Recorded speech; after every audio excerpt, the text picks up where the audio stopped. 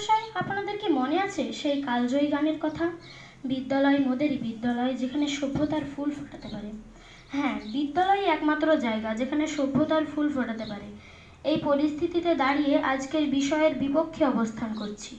মাননীয় শিক্ষক মহাশয়, লক্ষ্য করুন, একজন মা তার সন্তান অসুস্থ হলে তখন তাকে প্রাথমিক চিকিৎসা দ্বারা সুস্থ করে। তখন কি আমরা তাকে বলবো সব থেকে বড় চিকিৎসক? হ্যাঁ, প্রতিপক্ষ ঠিকই এমনই হাস্যকর যুক্তির উপর নির্ভর করে আজকের বিতর্কের বীজ নির্মাণ করেন। একজন মা তার সন্তানের চিকিৎসা করলেই যেমন সব থেকে বড় চিকিৎসক হতে পারেন না, তেমনি একজন বাবা মা তার সন্তানকে শিক্ষা প্রদান করলে সব থেকে বড় শিক্ষক হতে পারে না। প্রতিপক্ষের কাছে আমার প্রশ্ন, একজন পরিবারে যদি সব থেকে বড় শিক্ষক হয়, তাহলে পৃথিবীতে বিদ্যালয় কেন সৃষ্টি করা হয়েছে? আমরা যেমন আমাদের শিক্ষককে আমাদের বাবা মার মতো মনে করি এবং আমাদের বাবা মাকে আমাদের শিক্ষকের মতো মনে করি, কিন্তু আমরা আমাদের বাবা মাকে আমাদের শিক্ষক বলে উঠতে পারি না এবং আমরা আমাদের শিক্ষককে আমাদের বাবা মা বলে ডাকতে পারি না।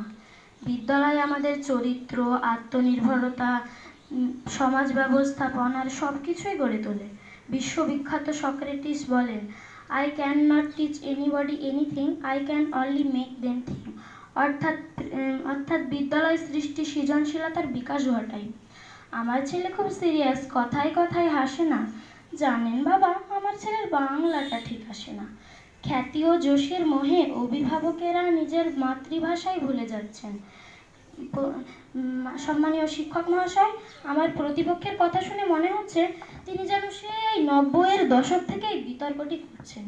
তার কারণ সেই সময়ের অধিকাংশ পরিবারই ছিল যৌথ পরিবার, আর সেই সময়ের একটি শিশু তার পরিবারের কাছ থেকে সামাজিক মূল্যবোধ, আচার আচরণ সহ আরও অনেক শিক্ষা নিতে পারত। কিন্তু বর্তমানে প্রেক্ষাপটে দাঁড়িয়ে 2025 সালে এসে তা সম্ভব নয়। একজন জীবিকার তাগিদে মানুষেরা তাদের সন্তানকে 4 দেওয়ালের মধ্যে আটকে রাখছে। একটি পরিবার বিচ্ছেদ হয়ে যাচ্ছে, কিংবা পিতামাতাহীন একটি শিশু কোন পরিবার থেকে শিক্ষা নেবে? প্রতিপক্ষের কাছে কি উত্তর জানা আছে?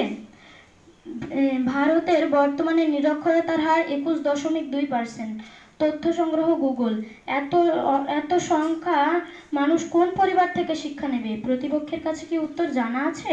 প্রতিপক্ষ বলে গেলেন নেপোলিয়ান বোনাপার্টের সেই বিখ্যাত উক্তি, অর্থাৎ তা দুঃখজনক হলেও সত্য।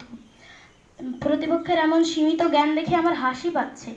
তারা জানেন না যে ফরাসি বিপ্লবের সেই অন্যতম জেনারেল নেপোলিয়ানের মা নিরক্ষর, তবুও তার জীবনের সফলতার কারণ কি জানেন? বিদ্যালয়। তিনি ছোটবেলা থেকে নিয়মিত বিদ্যালয়ে যেতেন, তাই তিনি বিদ্যালয়ের গুরুত্ব বুঝতে পেরে নিজেই 45টিরও বেশি বিদ্যালয় তৈরি করেন। এর মাধ্যমেই প্রমাণিত হয় পরিবার নয়, বিদ্যালয়ই হলো সবচেয়ে বড় শিক্ষক। আসসালামু আলাইকুম।